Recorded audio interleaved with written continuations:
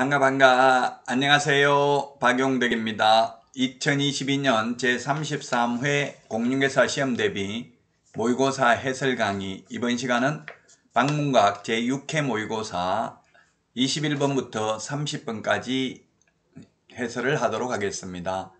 자, 그러면 먼저 21번 문제 보도록 하겠습니다. 중개보수에 대해서 옳은 것은 했는데, 상가의 경우, 즉 주택이 아닌 경우에는 매매든 임대차든 모두 0.9% 범위 내에서 당사자 협의에 의해서 각각 받을 수 있죠. 각각 일방으로부터 0.9.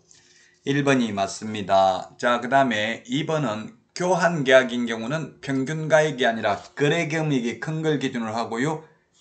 자, 그 다음에 3번 전세보증금 4천만원 하고 보증금 2천만원인 경우는 2천만원 더하기 월세 20만원 곱하기 70을 하죠. 27은 14, 3,400이고요. 보증금만 4천인 거 하고 보증금 2천에 월세 20만원인 거 하고는 중개보수가 동일한 게 아니라 다릅니다. 자, 그 다음에 4번의 경우 임대차는 환산합산보증금 5천만원 미만인 경우 환산합산보증금에다가 70% 적용하는 게 아니라 보증금 더하기 월세 곱하기 70을 한 금액이 되겠죠. 보증금 더하기 월세 곱하기 70을 합니다. 그래서 틀렸고 5번 중개보수에는 부가가치세가 포함되어 있지 않는 것으로 봅니다. 자, 그래서 정답은 1번이 되겠습니다. 자, 다음은 22번 문제입니다. 옳은 것은 했는데 개업공개사가 아닌 자가 중개대상물에 대한 표시 광고를 하면 1년 이하의 징역이나 1,000만원 이하의 벌금이고 또한 포상금 지급 대상이 되겠습니다. 그래서 1번이 맞습니다. 2번 포상금은 국고에서 50%까지만 보조할 수 있습니다.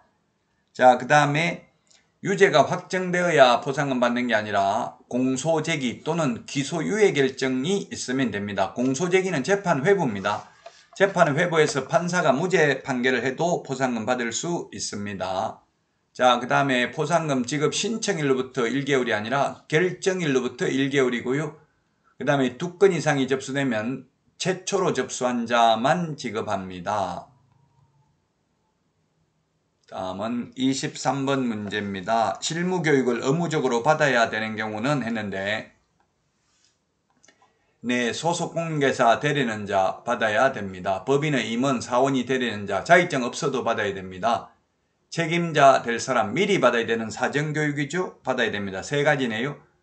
근데 보조원의 경우 직무교육 대상이고요. 그 다음에 그만두고 1년 이내에 다시 개업하거나 취직하려면 교육 안 받아도 됩니다. 사전교육의 유효기간은 1년입니다.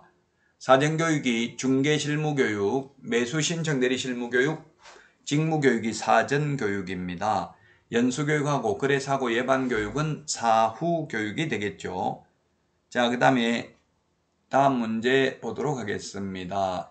24번 문제인데요. 틀린 것은 했는데 1번 공제규정에는 공제사업의 범위, 공제계약의 내용, 회계기준 및 책임준비금의 적립비율 등 공제사업의 운영에 관하여 필요한 사항을 정해야 되고 협회는 책임준비금을 다른 용도로 사용하고자 하는 경우 국토부 장관 승인받아야 됩니다. 3번 공제사업 운영이 적정하지 않는 경우 국토부 장관은 업무집행방법의 변경조치를 할 수 있고요. 자, 그 다음에 4번 지급여력비율. 지급여력비율은 100분의 100입니다. 100분의 10이 아니고 100분의 10이 아니라 100분의 100. 책임준비금은 100분의 10 이상이죠. 책임준비금은 지급여력비율은 100분의 100 이상이 되겠습니다. 그래서 지금 한국공인중개사협회 같은 경우 재산이 2천만원 정도 되는데 이게 지급여력비율을 맞추기 위해서 900억을 현금으로 보유하고 있다고 하더라고요. 자, 그래서 책임준비금은 100분의 10 이상이고요. 지급여력비율은 100분의 100 이상이 되겠습니다. 지급여력비율이라는 건 돈 달라면 언제든지 줄 수 있을 만큼 준비를 해야 된다는 이야기가 되겠죠. 자, 그 다음에 5번 협회는 공제사업 운용 실적을 매 회계연도 종료 후 3개월 이내에 일간신문 또는 협회부에 공시하고 협회 인터넷 홈페이지에 게시해야만 됩니다. 자, 다음은 25번입니다. 옳은 것은 했는데 청문은 취소 3개만 제가 청문한다고 했죠. 자격 취소, 등록 취소, 지정 취소만 청문합니다. 매수 신청 대리인 등록 취소는 취소라도 청문을 하지 않습니다. 자, 그 다음에 업무정지만 소위 제척기간 3년 있습니다. 업무정지만 그 사유가 발생한 날부터 3년 지나면 업무정지 못합니다. 자, 업무정지 자격정지는 가중하더라도 6개월을 초과할 수 없습니다. 4번 폐업기간이 3년을 초과한 재등록 개업공개사에 대해서는 폐업신고 전에 위반 행위를 사유로 하는 등록 취소 처분을 할 수 없다. 그렇습니다. 폐업기간 1년 넘으면 업무정지 못하고요. 폐업기간 3년 넘으면 폐업신고 전에 위반 행위로 인한 등록 취소할 수 없습니다. 따라서 4번이 정답이고요. 5번 폐업신고 전에 받은 업무정지 처분 효과는 폐업일로부터가 아니라 처분일로부터입니다. 처분일로부터 3년이 아니고 1년간 재등록한 개업공개사에게 승계됩니다. 처분일로부터 1년간 재등록한 개업공개사에게 승계된다. 자, 다음은 26번입니다. 틀린 것은 했는데 1번 자격 취소 처분을 한 시도지사는 그 사실을 5일 이내에 국토부 장관에게 보고하고 다른 시도지사에게 통지해야 됩니다. 보고하는 것은 행정처분에 대해서는 오직 자격 취소만 5일 이내에 보고입니다. 나머지는 보고 규정이 없습니다. 자격 취소만 5일 이내에 보고합니다. 자, 그 다음에 2번 자격 취소 처분을 받은 자는 7일 이내에 자격증을 교부한 시도지사에게 자격증을 반납해야 되고 반납할 수 없으면 사유서를 제출해야 된다. 사유서는 문서로 제출해야 되고요. 교부한 시도지사에게 반납해야 됩니다. 사무소 관할 시도지사가 아니고요. 그 다음에 3번 등록관청은 공인중개사가 자격정지 사유에 해당하는 사실을 알게 된 때에는 지체 없이 그 사실을 시도지사에게 통보해야 됩니다. 자격정지할 수 있도록. 그 다음에 4번에 소속공개사가 자격정지 기간 중에 이중소속이 되면 자격 취소해야 됩니다. 처음에 이중소속하면 자격정지할 수 있죠.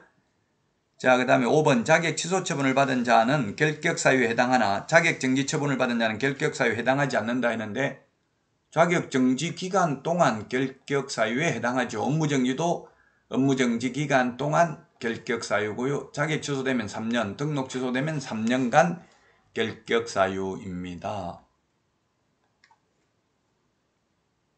다음은 27번입니다. 틀린 것인데 한 건의 위반 행위에 대해서 행정처분과 행정형벌을 병과가 가능하다. 예를 들면 자격증 빌려주면 자격 취소라는 행정처분도 되고요. 또 1년 이하의 징역이나 1,000만 원 이하의 벌금이라는 행정형벌 대상도 됩니다. 그 다음에 이중 등록하면 1년 이하의 징역이나 1,000만 원 이하의 벌금이고 절대적 등록 취소입니다. 그 다음에 3번 개업공개사가 아닌 자로서 공인중개사 사무소라는 유사명칭을 사용하면 1년 이하의 징역이나 1,000만 원 이하의 벌금이고요. 그 다음에 4번 거래정보사업자, 협회, 그리고 정보통신 서비스 제공자에 대한 과태료는 국토부 장관이 부과합니다. 5번 연수교육은 시도지사가 실시하기 때문에 연수교육 안 받으면 과태료 시도지사가 부과합니다. 그래서 등록관청이 부과한다. X가 되겠습니다. 5번이 정답입니다.